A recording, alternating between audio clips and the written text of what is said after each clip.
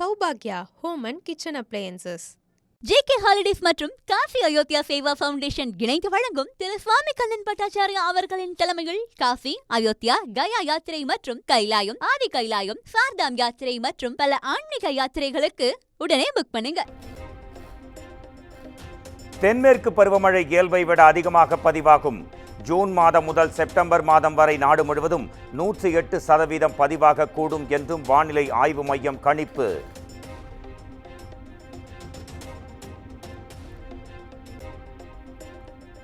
மத்திய மேற்கு வங்க கடலில் உருவானது குறைந்த காற்றழுத்த தாழ்வு பகுதி. தமிழ்நாட்டில் 30ஆம் தேதி வரை மிக கனமழைக்கான ஆரஞ்சு எச்சரிக்கை.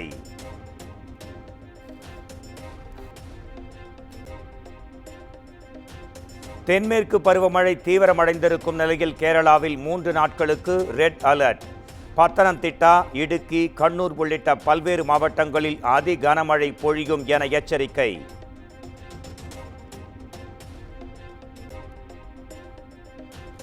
சென்னை மற்றும் புறநகர் பகுதிகளில் பரவலாக பெய்த மழை.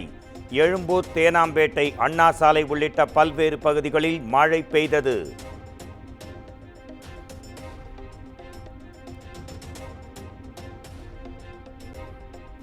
தென்மேற்கு பருவமழை முன்னெச்சரிக்கை நடவடிக்கைகள் பற்றி துணை முதலமைச்சர் உதயநிதி ஸ்டாலின் ஆலோசனை. சென்னை புறநகரில் மழைநீர் தேங்க வாய்ப்பிருக்கும் 966 இடங்களில் தூர்வாரும் பணிகளை தீவிரப்படுத்த அறிவுறுத்தல்.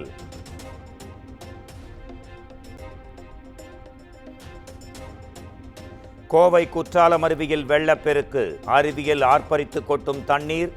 பாதுகாப்பு கருதி சுற்றுலா பயணிகள் குளிக்க தடை.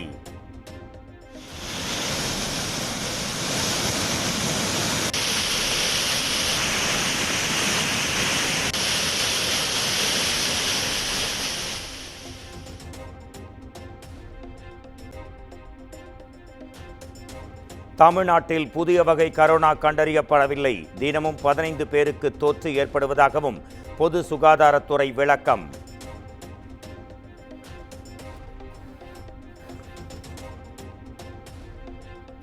அண்ணா பல்கலைக்கழக மாணவி பாலியல் வன்கொடுமை வழக்கு. சென்னை மகளிர் நீதிமன்றம் புதன்கிழமை பரபரப்பு தீர்ப்பு.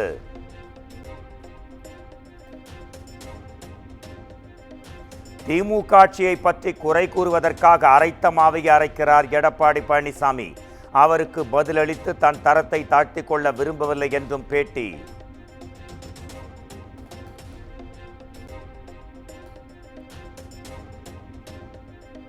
அரக்கோணம் பாலியல் வழக்கில் குற்றம் சாட்டப்பட்ட திமுக பிரமுகரை அரசு ஏன் காத்து நிற்கிறது? உண்மையை சொன்னால் முதலமைச்சருக்கு ஏன் கோபம் வருகிறது என்றும் எடப்பாடி பழனிசாமி கேள்வி.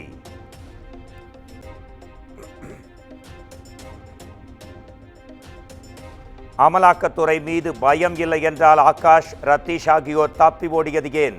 பாஜக மாநில தலைவர் நயினார் நாகேந்திரன் கேள்வி.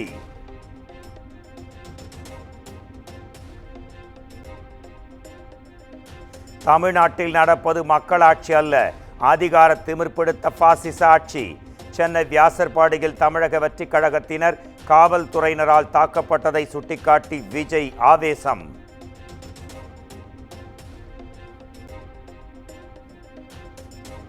சேலத்தில் விசாரணைக்கு சென்ற நபர் உயிரிழந்த விவகாரம். 7 காவலர்களுக்கு தலா 10 லட்சம் ரூபாய் அபராதம் விதித்தது மனித உரிமை ஆணையம்.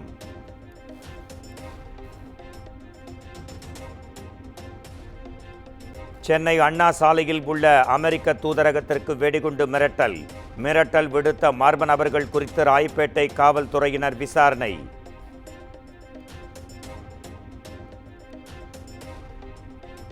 சென்னையில் செம்மரக்கட்டை கடத்தல் தொடர்புடைய இடங்களில் அமலாக்கத்துறை நடத்திய சோதனை. 4 ஆண்டுகளாக ஆஜராகாமல் இருந்த அப்துல் ஜாஃபர் என்பவர் கைது.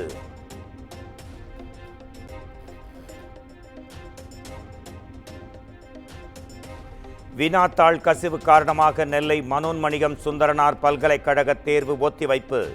வினாத்தாள் கசிந்தது குறித்து விசாரணை நடைபெற்று வருவதாக தகவல்.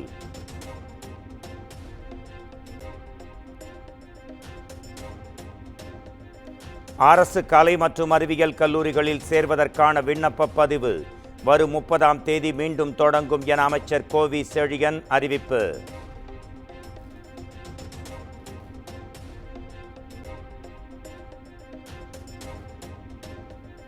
தமிழ்நாட்டில் வருகிற 30ஆம் தேதி முதல் ஜூன் 1ஆம் தேதி வரை சிறப்பு பேருந்துகள் இயக்கப்படும்.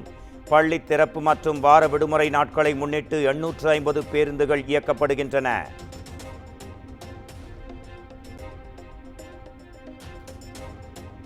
திருச்சி மாநகராட்சியுடன் குண்டூர் ஊராட்சியை இணைப்பதற்கு முன்பாக கிராம மக்களின் எதிர்ப்பு மனுக்களை பரிசீலிக்க வேண்டும்.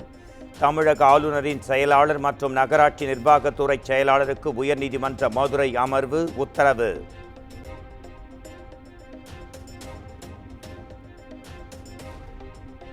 சாத்தான் குளத்தில் நூலகத்திற்குள் புகுந்து இளைஞரை வெட்டிய கும்பல், தப்பி ஓடிய கும்பல் குறித்து போலீசார் தீவிர விசாரணை.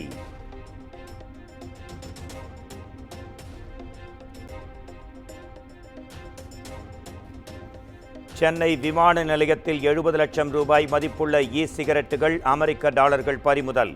மலேசியாவின் கோலாலம்பூரில் இருந்து வந்த பெண் பயணியிடம் சுங்கத்துறை அதிகாரிகள் விசாரணை.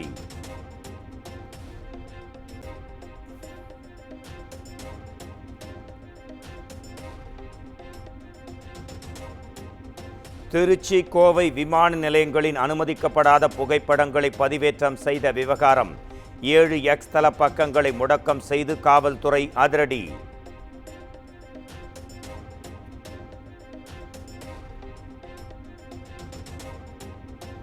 திருச்சி மாவட்டம் துவாக்குடி சுங்கச்சாவடியை முற்றுகையிட்ட தனியார் பேருந்து உரிமையாளர்கள். மாதாந்திர சுங்க கட்டணம் பல மடங்கு உயர்த்தப்பட்டதற்கு கண்டனம் தெரிவித்து ஆர்ப்பாட்டம்.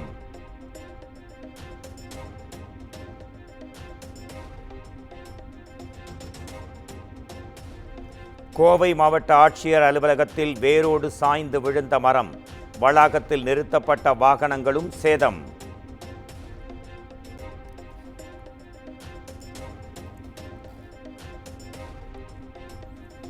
கோவை மாவட்டம் அத்திப்பாளையம் பகுதியில் யாசகம் கேட்பது போல் கொள்ளை. 1.5 லட்சம் ரூபாய் மதிப்புள்ள பொருட்களை கொள்ளையடித்து வடமாநில பெண்கள் கைவரிசை. கோவை ஆர்எஸ்புரம் பகுதியில் உள்ள பிரியாணி கடையில் உணவில் பல்லி இருந்ததால் அதிர்ச்சி.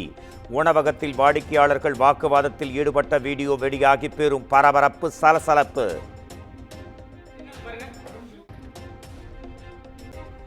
ஏற்காடு மலர் கண்காட்சியை காண குடும்பத்தினருடன் குவியும் சுற்றுலா பயணிகள்.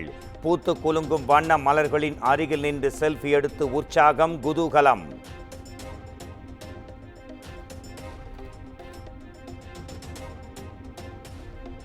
பாலியல் வன்கொடுமையால் பாதிக்கப்பட்ட மாற்றுத்திறனாளி பெண்ணின் கருவை கலைக்க சென்னை உயர்நீதிமன்றம் அனுமதி. கருவை கலைக்க முடியாது என்றால் அந்த தகவலை மனுதாரருக்கு தெரிவிக்கவும் ஆணை.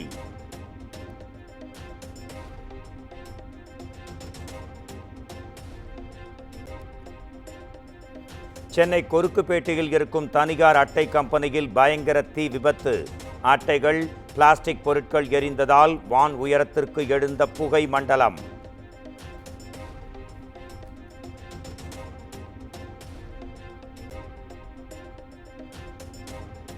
வருமான வரி தாக்கல் செய்ய செப்டம்பர் 15ஆம் தேதி வரை கால அவகாசம் நீட்டிப்பு. ஜூலை 31ஆம் தேதியுடன் முடிவடைய இருந்த நிலையில் மத்திய நிதி அமைச்சகம் அறிவிப்பு.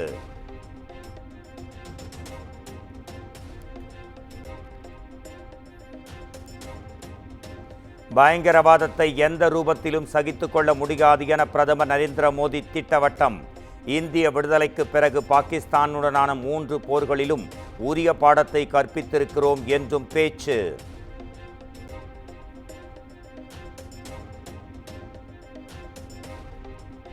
காஷ்மீர் பிரச்சினை உள்பட அனைத்தையும் பேச்சுவார்த்தை மூலம் தீர்க்க விரும்புகிறோம்.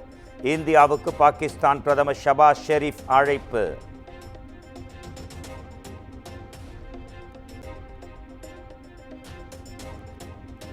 நடிகை சோபனா, தொழிலதிபர் நல்லி குப்புசாமி உள்ளிட்டோருக்கு பத்ம பூஷன் விருது.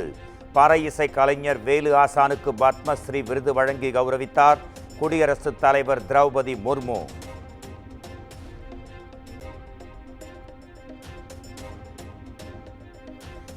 கொச்சி கடலில் சிதறிய 34 கண்டெய்னர்கள் கொல்லம் கடற்கரையில் ஒதுங்கின.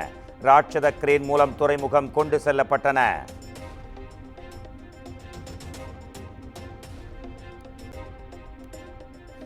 பஞ்சாப் மாநிலம் அம்ரிட்சரில் நடைபெற்ற குண்டுவெடிப்பு சம்பவத்தில் ஒருவர் படுகாயம். பழைய இரும்பு பொருட்களில் வெடிகுண்டு இருந்திருக்கலாம் என காவல்துறையினர் சந்தேகம்.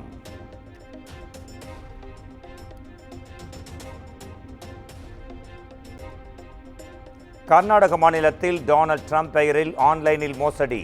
கோடிக்கணக்கில் மோசடியில் ஈடுபட்ட கும்பலை கைது செய்த சைபர் கிரைம் காவல்துறை.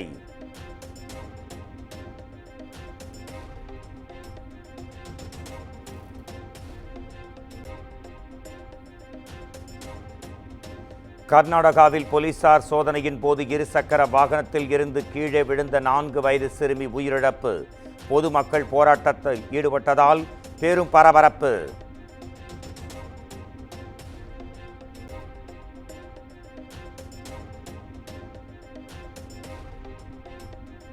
அமெரிக்காவில் பயிலும் இந்திய மாணவர்கள் வகுப்புகளை புறக்கணித்தால் விசா ரத்து. அந்நாட்டு தூதரகம் வெளியிட்டிருக்கும் அறிக்கையால் மாணவர்கள் மத்தியில் கலக்கம்.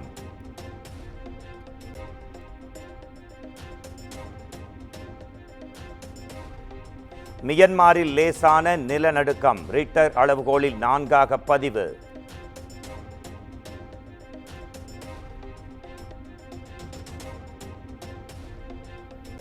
ஐபிஎல் இறுதிப் போட்டியில் பங்கேற்க முப்படை தளபதிகளுக்கு பிசிசிஐ சார்பில் அழைப்பு.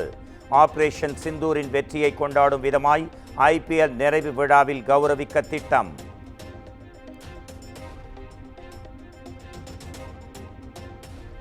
மணிரத்னம் இயக்கத்தில் கமல்ஹாசன் சிலம்பரசன் நடித்திருக்கும் தக் லைஃப் திரைப்படம்.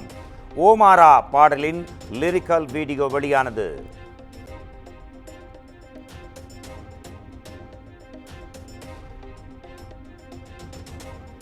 சசிகுமார் சிம்ரன் நடிப்பில் ஹிட்டான டூரிஸ்ட் ஃபேமிலி திரைப்படம் ஜூன் மாதம் 2ஆம் தேதி ஜியோ ஹாட்ஸ்டார் OTT தளத்தில் வெளியாகும் என அதிகாரப்பூர்வ அறிவிப்பு. சௌபாக்யா ஹோம் அண்ட் கிச்சன் அப்ளையன்சஸ்.